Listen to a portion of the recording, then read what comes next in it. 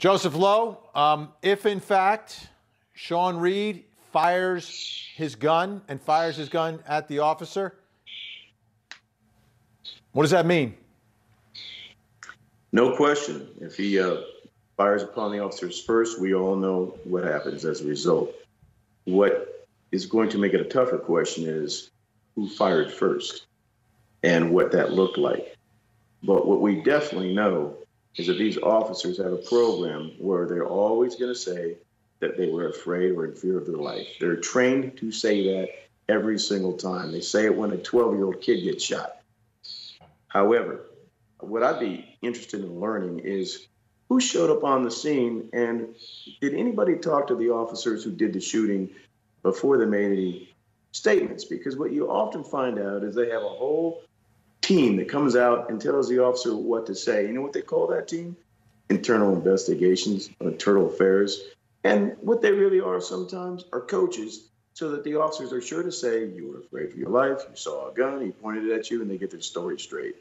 I'll be curious to see if there's any of that here. But based on the facts we have now, it looks like it was a clean shooting, and they were well justified to do what they did.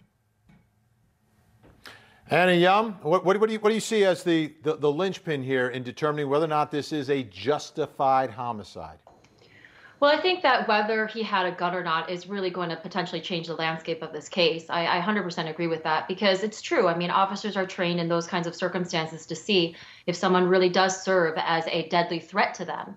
But as Randy was saying, I think the issue here is going to be, was in an excessive use of deadly force, because what you see in that video, and keep in mind, Vinny, I agree, we don't know all the facts yet. All we know is what we've seen on this live Facebook live streaming video. But what you see is some sort of tasering, and then what appears as though an officer is emptying his clip. Now, I don't know if it was just one officer or if there were other officers who were shooting, but it's excessive in the sense that there's 15 or 16 shots that are fired. So I'm curious to see if he really did in fact have a gun and whether he was shooting at the officers. And to Joseph's point, I'd like to know what's on those body-worn camera footage, because if in the body-worn camera footage it sounds as though the officers are talking about who fired first, whether he did or some other officer, then that's going to be very interesting in terms of how this investigation plays out and how the prosecution is going to go forward, if any. Yeah, and the reaction of the public, obviously, I mean, I think there were thousands of people watching at the time live, and as soon as that happens, it explodes, it goes viral.